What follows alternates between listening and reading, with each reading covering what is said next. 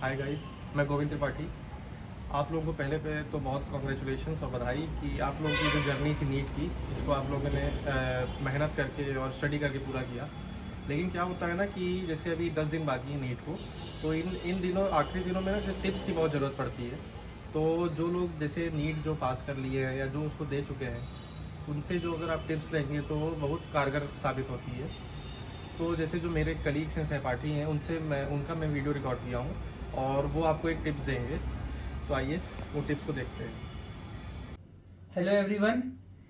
जैसा कि आप सब जानते हैं कि नीट को सिर्फ 7 दिन बचे हैं, तो इन 7 दिनों में बस PYQs लगाओ, NCERT की रीडिंग करो जितना हो सके, अपने तबीयत का ध्यान रखो, खान पान का ध्यान रखो और चिल करो।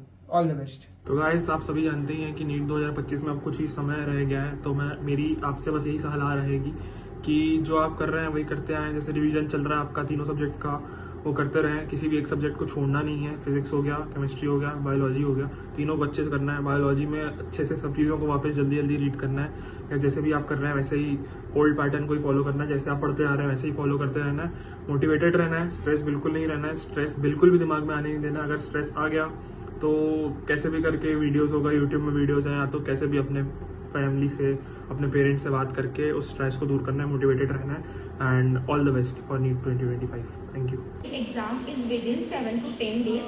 So here are some tips. The first one is कि आपने पूरे साल में जो नोट्स प्रिपेयर करे हैं आपको उन्हीं को रिवाइज करना है, कुछ अदर एक्स्ट्रा आपको नहीं पढ़ना है। And the second one is कि आपको जो PYQs हैं उनको सॉल्व करना है। Best of luck all of you everyone. जैसा कि नीट का एग्ज़ाम नज़दीक आ चुका है, मात्र 7 दिन और बचे हैं, तो इन 7 दिनों में आपको यही ध्यान रखना है कि आप अपनी पढ़ाई करें, उसको कंटिन्यू रखें। और रही बात, आप बस पॉजिटिव रहें। ऐसा नहीं सोचें कि कितने नंबर आएंगे, कैसा होगा नीट का एग्ज़ाम, क्या नहीं होगा, कुछ आप उसकी चिंता छोड़िए। जो होगा हो जाएगा, पर आप पॉजिटिव रहिए। और रही बात, ऐसे लोगों से तो बिल्कुल दूर रहिए जो आपको ये बोले कि पढ़ाई हो रही है, नहीं हो रही, कितने नंबर आ रहे हैं, सिलेबस हुआ कंप्लीट नहीं हुआ। बस ऑल द बेस्ट, मिलते हैं नीट के बाद। तो गाइस, आप जानते हैं कि अब नीट के लिए कुछ ही दिन बच गए हैं, तो आप पुराने 2-3 साल के पेपर आप सॉल्व कर सकते हैं। और आप एक बार कम से कम 5-6 बार आप टाइमर लगा के पेपर ओएमआर में सॉल्व करने की कोशिश करिए, ताकि आपकी नीट में गलती ना हो। और मैंने अपनी लास्ट समय पे मैराथन किया था जो बहुत इफेक्टिव हुआ था। 1 हफ्ते 10 दिन पहले ये चालू होता है, PW का रहता है और फ्री सीरीज रहती है, और जिसमें बहुत सारे क्वेश्चंस कराए जाते हैं और कॉन्सेप्ट बताए जाते हैं। Thank you. Hello everyone. मैं बस यही एडवाइस करूँगा कि साल भर जो पढ़ा है अभी उसी पे स्टिक करें और कुछ नया ट्राई मत करना अभी।